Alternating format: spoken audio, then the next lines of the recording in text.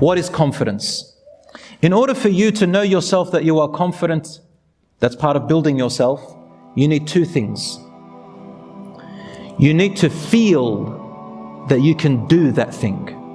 And number two, you need to know that you have the ability to do that thing. Ability and feeling. That is confidence. The second type is called mature. To be mature means that you know you do not have the ability to do it, and you feel that you can't do it.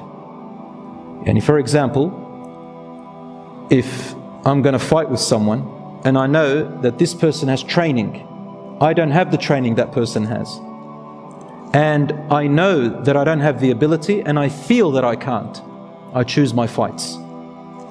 So a mature person chooses their battles, doesn't go into everything and anything. Yeah, I can do and be a hero. That's called ego, and you're going to fall flat on your face. A mature person and a believer chooses what they can and what they can't, and walks away. It's okay, it's fine. The third type is called overconfidence. Overconfidence, brothers and sisters, is when you know you don't have the ability, but you feel you can do it. Don't do that, you'll destroy yourself.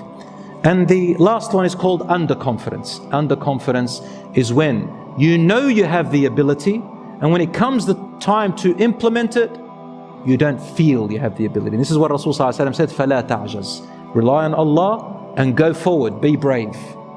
Be brave as much as you can. The first step you take, inshallah, the next time you'll have the next step. And that is a quality of the believer.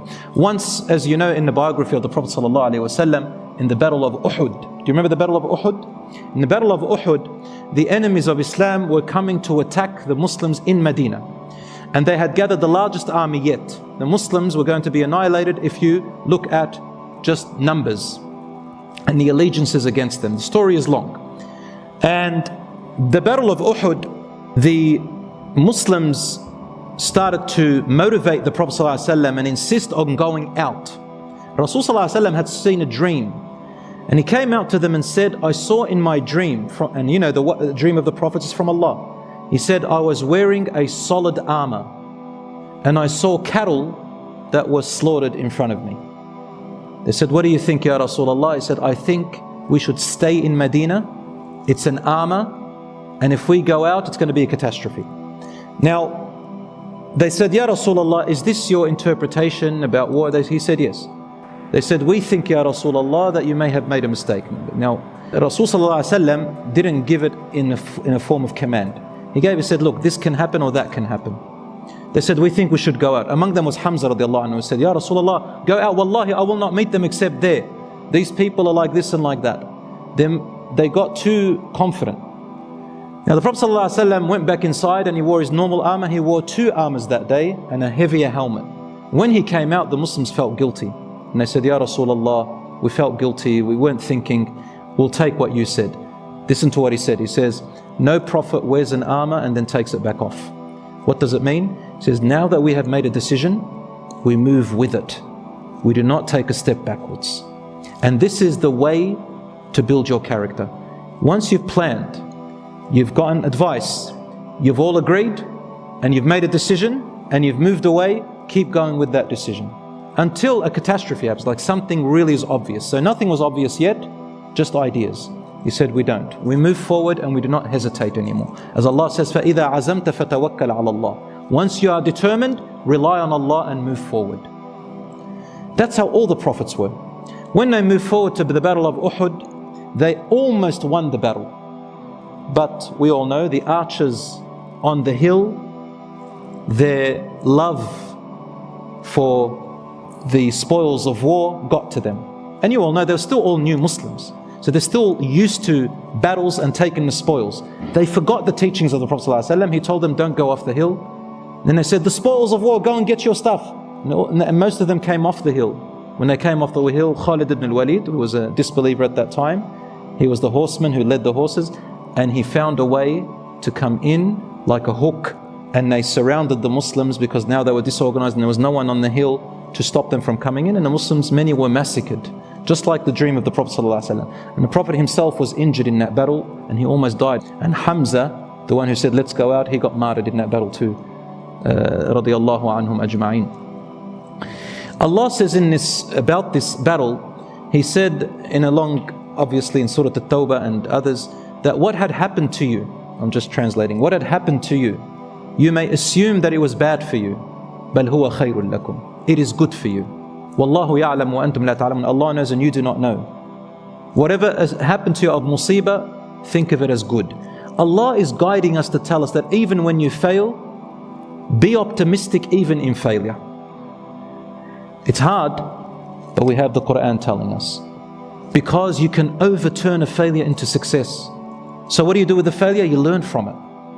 I always repeat this same analogy. A baby, how does a baby learn how to walk? Just learn from the baby. The baby gets up and falls in different ways. The baby is subconsciously learning. Say it fell 100 times. It's learning 100 ways of how not to fall by falling 100 times. The only way to learn 100 ways of how not to fall is by falling 100 times. So Allah tells them, it was not bad for you, it is good, no matter how it appears. And truly it was after that. They learned a big lesson. How do you know you have a healthy, strong personality? It's when you know your rights, you know other people's rights, you know your boundaries, and you let people know your boundaries, and you know other people's boundaries, and you don't transgress the boundaries.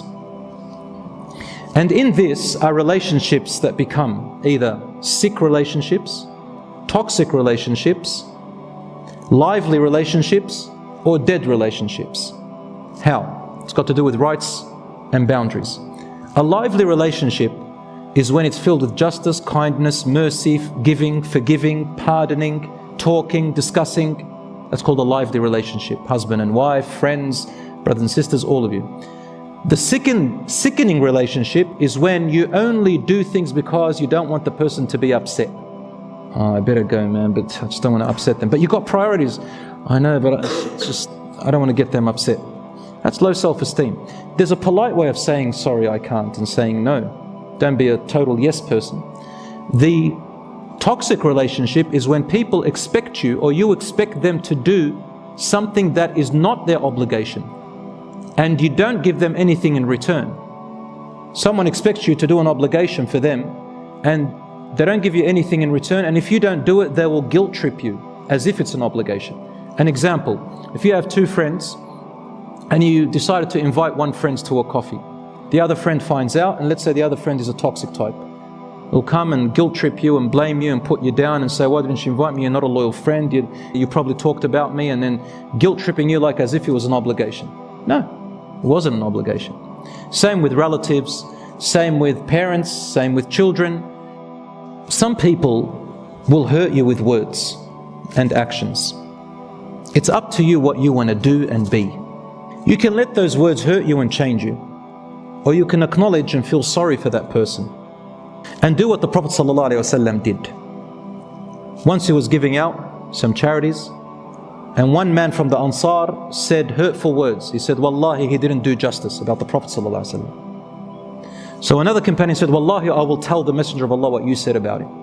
He went to the Prophet ﷺ and said to him, Ya Rasulullah, this person said this to you in secret. And the Rasul ﷺ said, he got angry. Why did he get angry? He got angry because he's talking about the Messenger of God, that he is unjust. That's got to do with religion and Iman. But then he calmed down and said, لَقَدْ أُوذِيَ مُوسَى بِأَكْثَرِ مِنْ ذَلِكَ فَصَبَرَ. Moses was harmed even greater than that by his people, but he remained persevering and patient. So choose your battles and keep your character good. Finally, brothers and sisters, smile. A person with good, strong character is able to smile. A friend said to me, they were at uni and they had a presentation in front of the class. And one day a friend got up and was giving the presentation. They were nervous. Everybody staring at them with a blunt face. And this person, who I know, was smiling to the presenter and saying, and just nodding their head and smiling, encouraging them. After they finished, that person never forgot that favor that the friend did for them, smiling and encouraging them. Everybody loves when people motivates and encourages. And smiling goes a huge way. Rasul ﷺ used to always smile, used to always be cheerful. and it releases beautiful neurotransmitters in your brain and your body, such as dopamine and endorphins and serotonin and all these different names, which de-stress you. Some of them are antidepressants, some of them give you satisfaction and happiness, and some of them, they build your immune system. Anger, however, 1 minute of anger makes your immune system go down by 4 hours. 1 moment of happiness and a bit of laughter and smiles build your immune system for 24 hours. So brothers and sisters, this is a strong person, insha'Allah ta'ala.